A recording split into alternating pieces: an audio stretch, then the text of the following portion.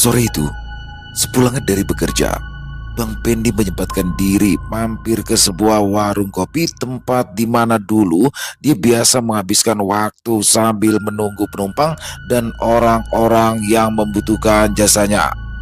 Ramai canda tawa teman-teman dari Bang Pendi yang melepas lelah membuat suasana sore itu begitu hangat. Bang Pendi yang sudah hampir 1 bulan lamanya tidak menikmati kopi tubruk buatan Mang Memed merasakan kenikmatan kopi khas racikannya. Bersama dengan teman-temannya, Bang Pendi pun berbagi cerita tentang pekerjaan mereka dan pengalaman yang mereka jumpai. Di antara orang-orang yang sedang berkumpul dan bersenda gurau itu, Bang Pendi terus saja memperhatikan seorang pemuda yang usianya terpaut jauh di bawahnya. Pemuda itu tampak termenung sambil sesekali mengusap wajahnya dan menghela nafas panjang seolah melepaskan beban pikiran yang sedang dialami. Riz, lihat dah, bocah yang duduk di ujung noh. Itu bocah mana sih ya? Kelihatannya lagi sumpah amat tuh anak. Tanya Bang Pendi kepada Bang Aris. Itu orang dari Kebumen, Pen. Kasian tuh bocah, mau pulang kampung gak ada ongkos, mau tidur di rumah yang dia jaga ditakut-takutin mulu sama penghuninya. Balas Bang Aris menjelaskan. Lah ngapa bisa apa sebenarnya tuh bocah? Emang ini nunggu rumah di mana? Tanya Bang Pendi penasaran. Itu rumah yang dulu ditempatin sama si Gagu yang mau dijual kagak laku-laku itu, Pen. Sahut Bang Boy menjelaskan. Buset, jadi dia yang gantiin si Gagu? Tanya Bang Pendi merasa heran. Jadi ceritanya mah semenjak si Gagu meninggal, rumah itu dijual. Murah kali, makanya ada yang mau beli, ujar Bang Aris menjelaskan. Nah, aman yang punya itu rumah direnovasi tuh. Nah, dulu mah sering banget dapat ojekan ke klinik, Pen. Orang bentar-bentar tuh tukang bangunan ada yang jatuh dari steger, ada yang nginjok keramik pecah sampai berdarah-darah, ada yang kesurupan, ada yang hampir meninggoy juga di situ. Pokoknya seru dah. Lagian lu mentang-mentang udah kerja enak, kagak pernah nongol sih, jadi kagak tahu udah berita. Ibu Bang Aris menjelaskan. Gue juga pernah denger sih sebenarnya, cuma gue sibuk banget emangnya. Tapi ngomong-ngomong, siapa yang orderin tuh rumah sampai bisa laku ya? Jago bener tuh orang, kalah ilmu gua. Balas Bang Pendi yang membuat teman-temannya tertawa. Di tengah perbincangan mereka tentang sebuah rumah yang sejak tahun 90-an itu kosong karena ditinggal pergi oleh pemiliknya, sosok pemuda yang diceritakan oleh Bang Aris pun berjalan menghampiri mereka dengan maksud ingin membayar segelas kopi hitam yang sudah dihabiskannya. Bang Pendi yang merasa iba melihat pemuda itu pun menyapanya dan menawarinya kopi lagi sambil memberikan rokok kepada pemuda itu. Udah sini dulu man, ntar aja pulangnya, lagian lu betah amat tinggal lama demit, celetuk Bang Boim yang membuat pemuda bernama Darman itu tersenyum. Mas, ngapa sampai nekat amat sih? Mau-mauan kerja di situ, kayak kagak ada kerjaan lain, sahut Bang Pendi sambil kembali menawari rokok dan juga memesankan Darman segelas kopi lagi. Ya terpaksa mas, uang kabari saya disuruh jadi tukang kebun. Lah saya tidak tahu kalau suruh jaga rumah keramat itu, balas Darman dengan logat Jawa ngapaknya yang khas. Maksudnya kabarnya gimana man? Emang siapa yang bawa lo kemari kerja? Tanya Bang Pendi penasaran. Maksudnya saya info mas, info kerjaan saya itu jadi tukang kebun. Lah kalau tahu disuruh tinggal sendirian di rumah keramat, ya saya nggak bakal mau, balas Darman menjelaskan. Nah terus kenapa sampean bertahan kalau emang udah kagak betah? Tanya Bang Pendi sambil mengumpulkan asap rokok putih yang dihisapnya. Ya mau gimana lagi, duit udah nggak punya, kalau berhenti sekarang ya saya rugi. Lawang saya bisa sampai di sini aja ongkos pinjem, balas Darman menjelaskan. Emang udah lama man lu nungguin rumahnya si Gagu? Gua rasa ngeganggu di situ paling arwahnya si Gagu. Tanya Bang Pendi yang membuat Bang Aris, Bang Boim dan beberapa orang yang lain di sana tertawa. Udah mau 2 minggu bang, saya betah-betahin aja. Orang tinggal 2 minggu lagi kok, balas Darman menjelaskan.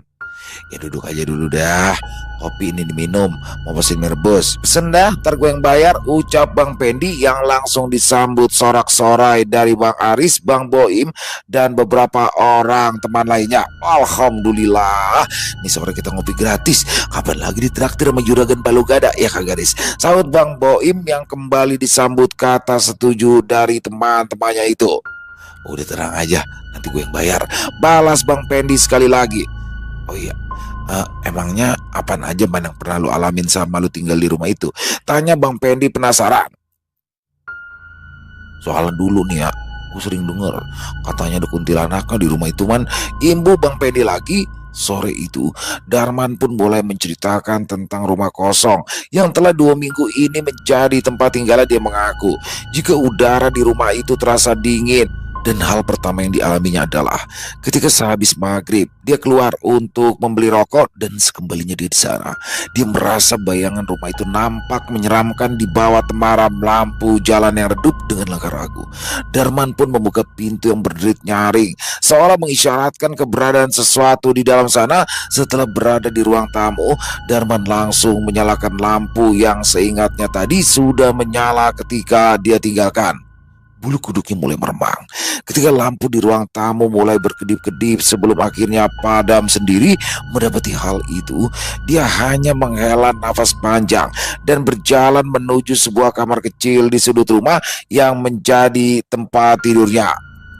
Dan setelah berada di dalam kamar, tiba-tiba saja rasa kantuk datang menyerangnya. Lalu dia pun merebahkan tubuh di atas kasur tipis yang mulai terasa akrab dengannya. Namun belum lama dia memejamkan mata, Darman merasakan hawa dingin yang tidak wajar. Dan bersama dengan itu terdengar suara berderak seperti langkah kaki di luar kamar. Perlahan suara itu semakin mendekat, seolah-olah ada seseorang yang berjalan ke arahnya. Darman menahan nafas, mencoba meyakinkan dirinya bahwa itu hanyalah ilusi karena rasa lelahnya setelah menempuh perjalanan jauh dari kampung halamannya. Walau bulu kuduknya kembali meremang, tapi Darman terus mencoba tenang. Dan tidak lama kemudian, pintu kamar terlihat sedikit bergerak yang membuat hatinya mulai berdegup kencang. Dengan tubuh gemetar, dia berusaha mencari siapakah yang telah membuka pintu kamarnya itu. Dan ketika dia terduduk, suara langkah yang diseret itu perlahan bergerak ke arah dapur. Pergi dari sini. Terdengar bisikan lirih yang tak dari mana asalnya. Darman terlonjak kaget. Dia melompat dari tempat tidur dan meraih tas kecilnya. Dan dengan tergesa-gesa dia membuka pintu kamar lalu berlari keluar rumah. Dan sejak saat itu, gangguan-gangguan dari makhluk tak kasat mata terus bermunculan dan membuatnya ketakutan. Oh, yang nyuruh lu begitu suara laki apa perempuan emangnya? Tanya Bang Pendi penasaran. Waduh, kurang paham juga saya Bang ya. Apa kayak suara perempuan kali ya Bang? Balas Darman menjelaskan. Ya kalau cuma suara perempuan aja sih mendingan lu sumpel aja kuping lu, ujar Bang Pendi menyarankan. Pantesan dulu si Gagu betah bertahun-tahun tinggal di situ. Nah dia kagak denger kalau lagi ada setan ngomong. Celetuk Bang Boim membuat Bang Pendi tersenyum dan teman-temannya yang lain tertawa. Bukan cuma suara Bang, tapi semakin hari gangguannya semakin meningkat. Nah puncaknya pas malam Jumat kemarin, saya lagi enak-enak tidur, tahu-tahu saya didekap dari belakang. Mana tangannya dingin banget. Ya Allah, lemes Bang saya Bang, ujar Darman menjelaskan. Nah kalau yang itu serem itu, mungkin kalau gua ada di posisi lu juga gua udah ngompol kali, ucap Bang Penny sambil menatap ke arah Bang Haris. Serius man, lu dipeluk gitu? Wah kalau ini mah kagak main-main udah, timpal Bang Boim yang tampak mulai serius mendengarkan cerita Darman. Ya Bang beneran, saya sampai sosok gerak. Nampak saya sosok kayak ada yang nindihin. Nampak saya buka mata, saya lihat bayangan hitam gede di pojokan kamar. Lu matanya merah Bang, saya hampir pingsan. Ibu Darman sambil mengusap wajahnya karena masih terlihat trauma. Gila itu mah bukan gangguan biasa. Bisa jadi arwah yang masih gentayangan di situ dan kagak rela kalau rumahnya dipakai, saut Bang Boim yang wajahnya terlihat semakin serius. Kayaknya lu harus pergi dari situ dah man. Kalau kata gue mah jangan ambil risiko, imbu Bang Boim menasehati. Ya man, mendingan lu berhenti aja, lu cari kerjaan lain mendingan, saut Bang Aris sambil menuang air putih dari dalam teko. Lah mau berhenti pergi mana lah, orang kata dia kagak punya duit, emangnya mau jalan kaki dia pulang ke Kebumen, ujar Bang Penny dengan wajah yang terlihat serius. Nah, lu bantu dia depan, lu kan lagi longgar sekarang, lu cariin kayak dia kerjaan dulu. Masa iya bos lu kagak butuh karyawan lagi, sahut Bang Aris dengan wajah serius.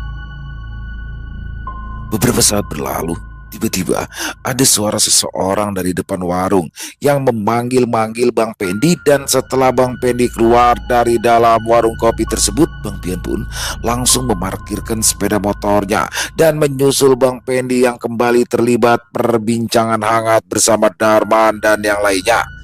Assalamualaikum, seru Bang Pian sambil mengangkat tangannya dan menyapa semua orang yang ada di dalam warung itu. Waalaikumsalam. Nah kebetulan Pawang Demit datang, balas Bang Boim yang membuat Bang Pian tertawa. Ramai bener, kayak lagi rapat dewan aja lu pada. Emangnya lagi pada ngebahas apaan ini? Tanya Bang Pian yang langsung duduk dan membuka jaketnya. Pas banget lu yang datang, ada yang butuh bantuan lu ini, ucap Bang Penny dengan suara pelan. Bantuan?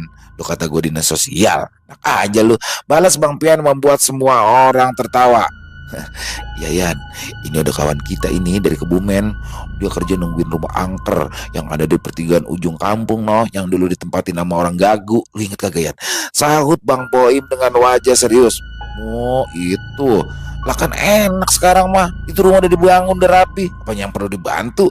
Tanya Bang Pian penasaran. Dengan sigap, Bang Pendi, Bang Boim, dan Bang Aris pun bergantian menceritakan tentang Darman yang sedang dibuat bingung. Di satu sisi, dia sudah tidak tahan dengan gangguan yang terus saja dialami. Tapi di sisi lain, Darman sendiri bingung karena sudah tidak memiliki uang untuk kembali ke kampung halamannya.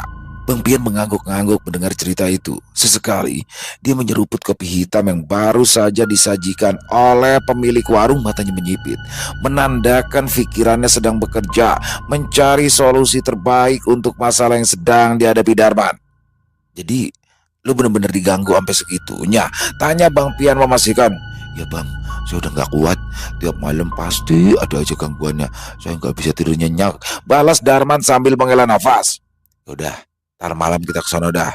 Gue mau lihat diri setan model apa yang berani gangguin lo sampai segitunya, ucap Bang Pian yang malah membuat Bang Pendi, Bang Boim, Bang Aris saling beradu pandang.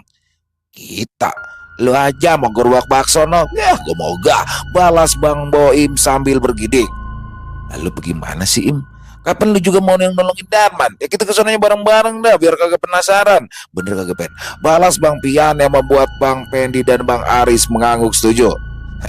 Kalau gue mah ayo aja, lah orang rame-rame masa iya setan berani nongol? Ya kagak Pen? Sambung Bang Aris penuh percaya diri. Mendengar ucapan dari Bang Pian, Darman tampak sedikit lega, sementara yang lain saling pandang dengan ekspresi antusias sekaligus waspada. Mereka tahu jika Bang Pian sudah turun tangan, pasti akan ada sesuatu yang menarik yang terjadi malam ini. Malam itu, setelah semua bersiap, mereka pun mulai bergerak menuju rumah angker di pertigaan ujung. Jalanan di daerah itu sudah terlihat sepi. Hanya sesekali terdengar suara kendaraan melintas di kejauhan, dan lampu jalan yang redup semakin menambah kesan suram di sekitaran rumah tersebut. Setibanya di depan rumah, Darman terlihat semakin gelisah. Rumah itu tampak lebih menyeramkan di bawah cahaya rembulan yang tertutup awan tipis. Pepohonan di sekitaran rumah bergoyang pelan tertiup angin malam, menciptakan bayangan yang bergerak-gerak seolah-olah ada sesuatu yang mengintai dari dalam kegelapan. Bang Pian berjalan paling depan, diikuti oleh Bang Pendi, Bang Boim, Bang Aris, dan Darman yang tampak ragu-ragu melangkah masuk. Pintu rumah masih dalam kondisi terkunci, dan Darman pun memberikan kunci rumah itu kepada Bang Pian. Begitu memasuki ruang tamu, hawa dingin langsung menyergap tubuh mereka. Udara di dalam rumah terasa lebih berat dibandingkan di luar.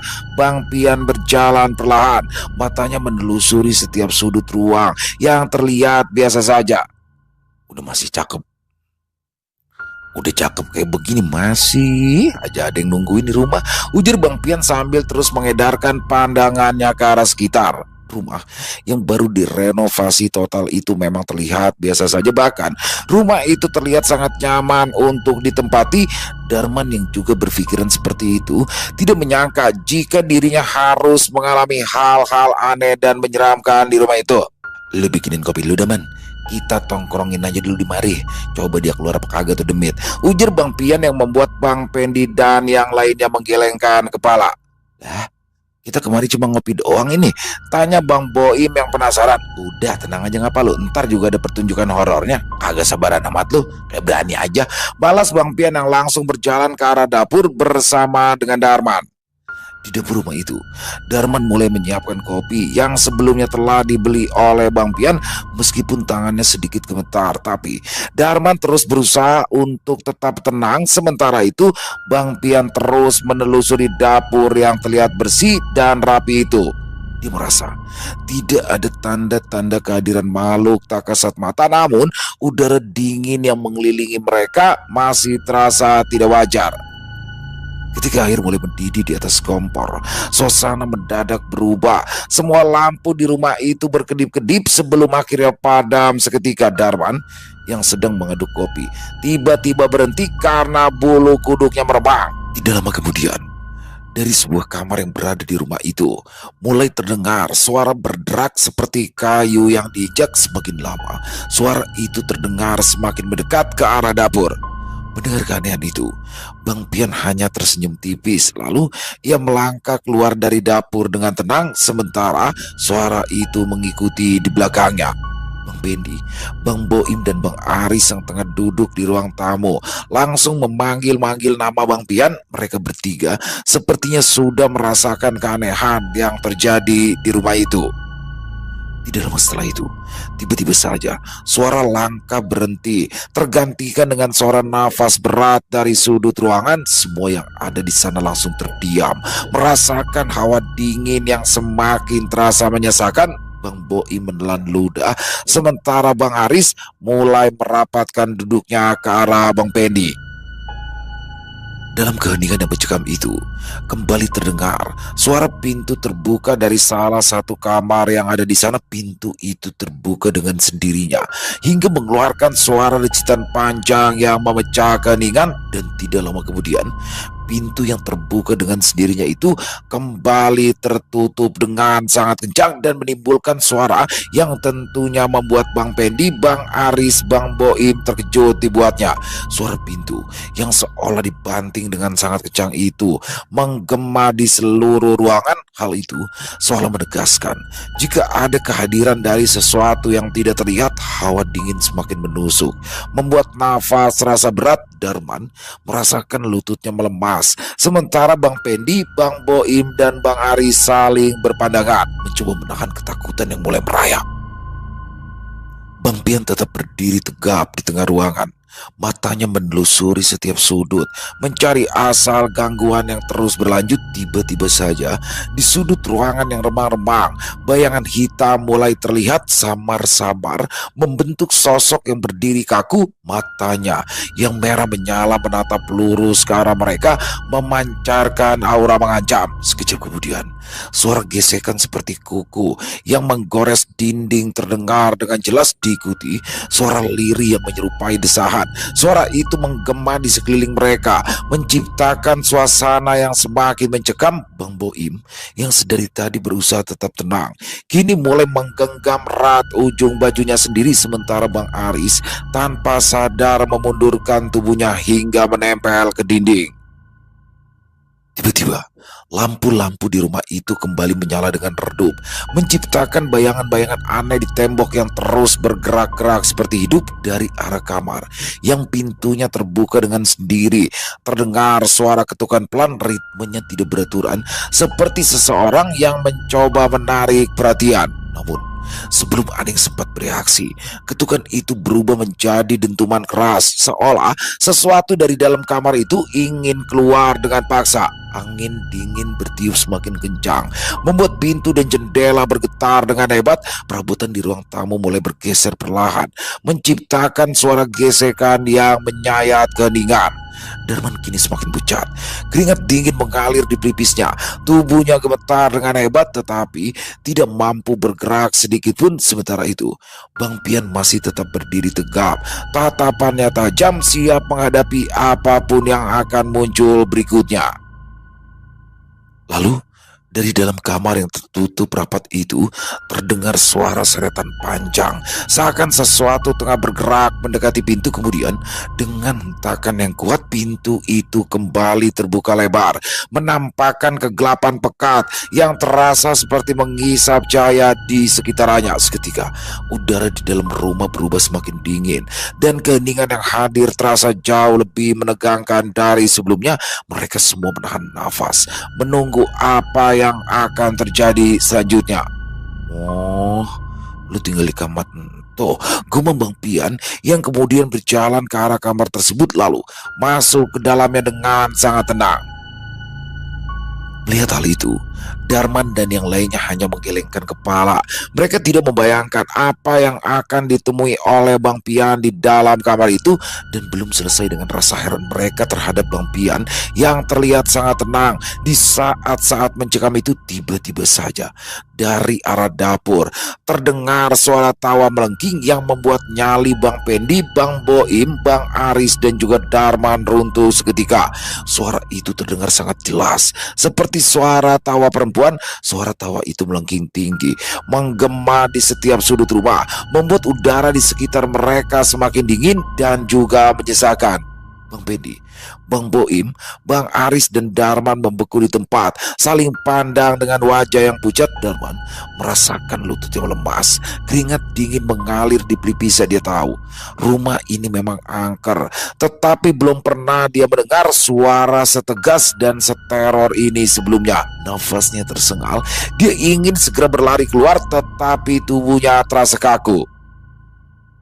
Bang Boim tanpa sadar menggenggam lengan Bang Pendi, sementara Bang Aris mulai berdiri ke arah pintu depan berpikir untuk segera pergi. Namun sebelum mereka sempat bergerak, suara tawa itu berubah menjadi isak tangis yang terdengar pilu, menyerupai tangisan seorang perempuan yang tengah meratapi kesedihan. Dari arah dapur, tirai yang menutupi jendela itu tiba-tiba berkibar sendiri, padahal tidak ada angin.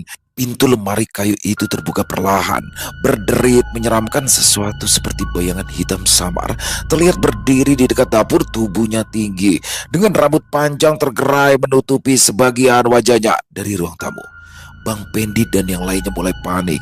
Suara isak tangis perempuan itu kini berubah menjadi bisikan-bisikan yang berputar di sekeliling mereka. Kata-kata yang tidak jelas terdengar, seolah ada banyak suara yang berbicara dalam bahasa yang tidak mereka mengerti. Lalu, tanpa peringatan, lampu yang sempat padam itu tiba-tiba saja menyala terang kembali, menerangi seluruh rumah. Isakan itu menghilang seketika, dan semua suara lenyap. Hanya suara nafas mereka yang masih terdengar memburu. Darman menelan ludah, mencoba mengumpulkan keberanian untuk berbicara, tapi sebelum dia sempat membuka mulut, pintu kamar tempat Bang Pian berada tiba-tiba terbuka dengan sendirinya, dan sosok Bang Pian pun keluar dengan ekspresi yang sulit ditebak. Udah yuk, kita pulang aja. Nyok, pulang nyok, ujar Bang Boim dengan tubuh gemetar. Lah, pulang pergi mana? Ono kopi siapa yang mau minum? Emangnya demit doyan kopi? Balas Bang Pian yang membuat Bang Pendi dan yang lainnya menggelengkan kepala. Dasar bawang demit lu. Kita hampir aja pingsan di sini. Lu enak udah akrab sama yang begituan. Balas Bang Pendi yang terlihat kesal. Muka lu pada pucat amat, kayak kurang makan sayur bayam lu pada, ucap Bang Pian meledek Bang Pendi dan yang lainnya sambil tertawa. Bodoh amat, gue pulang duluan seru Bang Aris yang sudah tidak ingin berlama-lama berada di dalam rumah itu. Lu pada pulang dah, tapi kalau ada yang ngikutin lu sampai di rumah, gua gak bakalan tanggung jawab ya. Balas Bang Pian sambil tertawa lalu duduk di kursi sofa yang ada di ruang tamu rumah itu. Dasar bocah geblek, sempet-sempetnya aja bercanda. Lah orang kita lagi pada ketakutan begini, gumam Bang Pendi dengan wajah yang terlihat kesal. Udah, lu pada tenang dulu aja ngapa? Semuanya udah aman, alhamdulillah. Yang nungguin rumah ini mau gue pindahin, ujar Bang Pian yang membuat Bang Pendi, Bang Boim, Bang Aris dan juga Darman terkejut mendengarnya. Lu kalau ngomong yang bener ngapain? Soal beginian jangan put bercandaan ngapa? Gumam Bang Aris yang belum mempercayai apa yang dikatakan oleh Bang Pian. Ya elah, masa gue bohong? Demi dah, itu genderuwo yang ada di kamar udah gue pindahin, sama si genit noh yang ada di dapur Juga udah gue cariin kos-kosan baru. Balas Bang Pian yang kembali membuat kesal. Udah man, sono lanjutin bikin kopi. Biar temen Pendi tuh, pinta Bang Pian kepada Darman. Kalau udah ada kopi ntar gue ceritain dah soal sosok yang udah lama tinggal di mari, imbu Bang Pian dengan santainya. Darman dan Bang Pendi masih menatap Bang Pian dengan penuh rasa penasaran, tetapi akhirnya mereka beranjak ke dapur untuk melanjutkan membuat kopi. Tangan Darman sedikit gemetar saat dia menuangkan air panas ke dalam cangkir, sementara pikirannya masih dipenuhi oleh kejadian barusan. Sementara itu, Bang Boim dan Bang Aris tetap duduk di ruang tamu. Sesekali mereka berdua melirik ke arah kamar dan juga dapur seolah takut ada sesuatu yang tiba-tiba muncul kembali. Meskipun Bang Pian sudah mengatakan jika semuanya sudah aman terkendali, bayangan suara tawa melengking dan juga sosok hitam yang ada di dapur masih terngiang-ngiang jelas di kepala mereka. Tidak lama kemudian, Darman pun kembali dengan nampan berisikan beberapa cangkir kopi. Aroma pahitnya sedikit menenangkan suasana yang masih terasa tegang. Mereka duduk melingkar, sementara Bang Pian menyeruput kopinya dengan santai seolah yang baru saja terjadi di sana adalah hal biasa baginya. Setelah meletakkan cangkir kopinya, Bang Pian menarik nafas dalam-dalam, lalu ia mulai bercerita. Jadi begini nih, rumah nih udah lama dihuni sama dua makhluk. Yang atu si genderuwo udah ada di sini dari zaman dulu. Nah, dia bukan penghuni asli nih rumah, tapi dulunya dia ikut sama salah satu pemilik rumah sebelumnya. Nah, pas nih rumah kosong, dia betah dah. Akhirnya dia kagak mau pergi, jadi dia numpang dan tinggal di kamar itu tuh, ujar Bang Pian menjelaskan. Bang Pian lalu menggeser duduknya dan menatap teman-temannya satu persatu sebelum melanjutkan ceritanya dengan nada yang lebih serius. Nah, tuh genderuwo bukan sembarang genderuwo, Pen. Dia bukan makhluk liar yang asal muncul dari hutan atau tempat angker. Awalnya dia itu peliharaan atau pendamping dari yang punya rumah sebelumnya. Mungkin nih si pemilik rumah dulu pernah punya perjanjian atau ikatan sama tuh makhluk. Kagak tahu buat jaga rumah atau buat keperluan lainnya. Ibu Bang Pian dengan wajahnya yang terlihat serius. Maksud lu kayak pesugihan gitu modelnya ya? Tanya Bang Pendi penasaran. Ya bisa jadi. Biasanya makhluk kayak gini suka ikut sama manusia yang sering berhubungan sama dunia gaib. Tapi setelah pemilik rumahnya pergi atau meninggal, tuh makhluk kagak ada tempat buat pulang. Ya akhirnya dia tetap udah tinggal di mari, nungguin di rumah kosong tanpa ada yang bisa ngasih arahan lagi.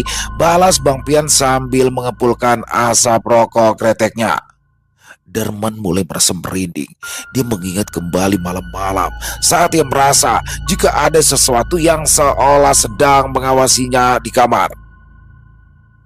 Ini genderuwo gede man, badannya kelang, hitam banget, bulunya tebel, matanya merah menyala kayak bara api. Nah biasanya dia diem aja tuh di pojokan kamar, suka ngeliatin aja siapa yang masuk ke sono. Awalnya ya mungkin dia kagak ganggu, cuma sekedar merhatiin aja lah. Tapi makin lama dia ngerasa kalau nih rumah kan tempat tinggalnya, jadi setiap ada orang yang tinggal di mari ya dia bakal nunjukin tuh keberadaannya.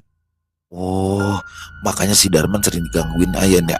Kayak pas tidur tiba-tiba ada yang meluk atau kayak ada yang ninin gitu ya, saut Bang Boim yang kini mulai terlihat tenang. Ya bisa jadi itu mah bentuk komunikasi dari dia aja sih, Im. Gendro juga kagak selalu niat jahat sih, tapi mereka punya kebiasaan aneh. Kadang tuh ya mereka suka ngelakuin hal-hal yang menurut mereka tuh biasa aja, tapi buat manusia ya serem, ujar Bang Pian menjelaskan kembali. Ya bang, pas malam Jumat itu saya ngerasa kayak ada yang meluk dari belakang. Tangannya gede banget bang, dingin. Terus saya kayak susah gerak gitu, timpal Darman menceritakan. Ya itu tandanya dia makin nyaman sama lu man. Kayaknya disayang banget rumah-rumahnya sama lu tuh. Balas Bang Pian yang membuat Darman bergidik ngeri dan Bang Pendi serta yang lainnya tertawa. Mendengar hal itu, wajah Darman langsung terlihat pucat. Dia masih merasa trauma akan kejadian aneh yang telah menimpanya itu. Tenang aja nggak paman, dia pun udah pindahin. Dia sekarang udah gua arahin ke tempat lain yang lebih cocok bakal dia. Jadi tenang aja, dia udah kagak bakal gangguin lu lagi, ujar Bang Pian sambil menepuk pundak Darman. Iya ya, ngomong-ngomong, lu pindahin kemana tuh si Gogon? Tanya Bang Pendi penasaran. Ke rumah lu Pen, biar bisa jadi temen curhat bokap lu. Balas Bang Pian yang membuat Bang Pendi kesal, namun membuat Bang Boim, Bang Aris dan juga Darman tertawa. Yang jelas mah ya, kalau ada rumah kosong yang lama kagak ditempatin, biasanya ada aja nih makhluk-makhluk kayak gini yang numpang tinggal. Kadang ya mereka cuma diem aja, tapi kalau mereka udah ngerasa tuh rumah bagian dari mereka, ya siapa aja yang masuk pasti bakalan diganggu. Lanjut Bang Pian menjelaskan. Mereka semua terdiam. Kini mereka paham kenapa rumah ini terasa begitu berat dan menyeramkan selama ini. Untung saja Bang Pian turun tangan sebelum keadaan semakin parah. Nah, kalau yang ketawa sambil nangis-nangis di dapur tadi, itu makhluk dari mana ya, Nak? Tanya Bang Boim penasaran. Bang Pian menghela nafas panjang. Sebelum ia melanjutkan ceritanya, wajahnya yang biasanya santai kini terlihat lebih serius. Yang di dapur tadi mah cerita lain, Im.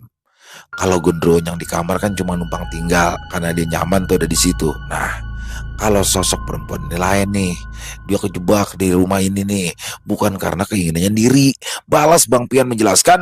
Bang Boim dan yang lainnya pun hanya menelan ludah menunggu Bang Pian untuk melanjutkan ceritanya. Dulu, ya sekitar belasan tahun yang lalu dah, ada yang kecelakaan nih di pertigaan dekat nih rumah. Itu korban kecelakaannya itu perempuan muda, masih berumur ya belasan tahun deh ya.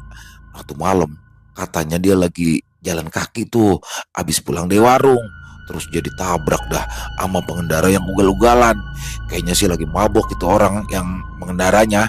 Nah, si penabrak ini panik nih, bukannya nolongin tuh korban, dia malah nyeret tubuh perempuan itu ke rumah ini. Nah, waktu itu nih rumah masih kosong, jadi mungkin dia pikir nih tempat aman bakal nyembunyiin korban sementara. Lanjut Bang Pian menceritakan. Gila, jadi itu cewek meninggal di rumah ini dong, seru Bang Pendi dengan wajah yang terlihat kesal. Nah iya Pen, katanya Maya pas dibawa kemari dia masih hidup tuh, tapi kondisinya udah parah banget, luka-lukanya banyak.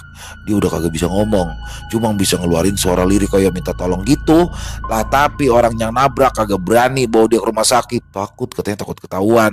Akhirnya si korban dia tinggalin begitu aja nih di dalam salah satu ruangan di rumah ini, sampai akhirnya dia kagak kuat, terus mokat dan meninggal dirian di situ. Balas Bang Pian dengan wajah yang terlihat sangat serius. Ya ampun, tega banget dah tuh orang. Berarti arwahnya gentayangan karena dia kagak tenang dong Yan. Sambung Bang Boim sambil bergidik. Ya itu dia sebabnya dia sering nangis, atau kadang dia ketawa kayak kuntilanak. Nangis karena dia masih ngerasain kesakitan ama kesedihan sebelum meninggal. Ketawa ya mungkin karena ada sisa-sisa keputusasaan dalam dirinya. Kadang ya makhluk yang meninggal tragis suka begitu, antara nangis sama ketawa, seolah-olah mereka masih kayak bingungan gitu kenapa mereka ada di kondisi itu. Jawab Bang Pian sambil menganggukkan kepalanya lagi. Darman langsung teringat malam-malam saat mendengar suara tangisan di dapur yang kemudian berubah menjadi tawa yang melengking. Saat itu dia berpikir kalau dirinya hanya berhalusinasi atau dia yang terlalu lelah. Namun kini setelah ia mendengar cerita dari Bang Pian, semuanya terasa sangat masuk akal. Ya kadang dia muncul sekilas sih di cermin atau bayangan. Biasanya wajahnya pucat, matanya kosong, kadang-kadang penuh sama darah. Nah kalau lagi parah nih, dia biasa muncul di pojokan ruangan, duduk aja sambil nunduk, terus ngeluarin suara lirih dah kayak minta tolong begitu. Sambung Bang Pian. Bener tuh Yan, soalnya emang sering ada yang lihat dia, tapi kan orang-orang taunya dia kuntilanak aja, ucap Bang Aris yang membenarkan apa yang barusan diceritakan oleh Bang Pian. Ya bang, saya juga pernah lihat, pernah ngerasa kayak ada yang berdiri di belakang pas saya lagi nyuci piring. Nah pas saya nengok, bayangan di lantai kayak ada orang lain di belakang. Tapi pas saya nengok lagi, gak ada siapa-siapa bang, ujar Darman menjelaskan. Nantu dia mat, Dia memang sebenarnya kagak berniat nyakitin siapa-siapa. Dia cuma apa ya bahasanya ya? Ya tersesat begitu dah. Dia masih kejebak dalam rasa sakitin diri. Tapi tenang, udah gue bantuin dia juga. Udah gue bimbing bakal pergi dari sini. Semoga aja dia udah bisa tenang sekarang ya. Ujar Bang Pian dengan nada yang lebih lembut. Mereka semua terdiam, meresapi kisah tragis yang baru saja mereka dengarkan dari Bang Pian malam itu. Meski suasana masih mencekam, mereka merasa sedikit lebih lega. Rumah itu kini tak lagi dihuni oleh makhluk-makhluk yang sebelumnya bersembayam di dalamnya. Namun, kisah mereka akan selalu menjadi bagian dari tempat itu sebagai pengingat bahwa ada kejadian kelam yang pernah terjadi di sana. Sejak kejadian malam itu, Darman merasa dia berubah. Rumah yang dulunya terasa berat dan menyesakan kini jauh lebih nyaman. Tidak ada lagi suara tangisan di dapur atau pintu yang terbuka sendiri. Malam-malamnya terasa lebih tenang. Meskipun kadang dia masih merasa seperti diawasi bukan oleh sesuatu yang mengerikan, tapi lebih seperti kehadiran yang mengamati dalam diam. Darman pun tetap menjalankan tugasnya seperti biasa. Dia membersihkan setiap sudut rumah, memastikan tidak ada debu yang menumpuk di perabotan yang lama tidak tersentuh. Jika ada kerusakan kecil, dia pun segera memperbaikinya. Bahkan, dia juga mulai menata kembali ulang taman depan dan taman yang ada di belakang rumah, menanam bunga-bunga baru agar tempat itu terlihat lebih hidup lagi. Di setiap paginya, dia menyirami tanaman dengan penuh perhatian, seolah-olah Darman ingin menghilangkan sisa-sisa keangkeran yang dulunya pernah menyelimuti rumah itu. Terkadang, saat dia mencangkul tanah atau memangkas dahan-dahan yang mulai kering, dia selalu teringat akan kejadian malam itu. Suara-suara langkah misterius, pintu-pintu yang terbuka dengan sendirinya, hingga suara tawa melengking yang membuat bulu kuduknya berdiri. Namun kini, Darman tidak lagi merasa takut. Dia yakin bahwa apapun yang pernah ada di rumah tempat yang dia jaga ini, kini sudah pergi. Sementara itu, Bang Boim, Bang Aris bersama beberapa teman-temannya sering bermain ke rumah di tempat Darman tinggal, dan hari-hari Darman pun kini tidak lagi sepi karena kini dia memiliki banyak teman dari daerah situ.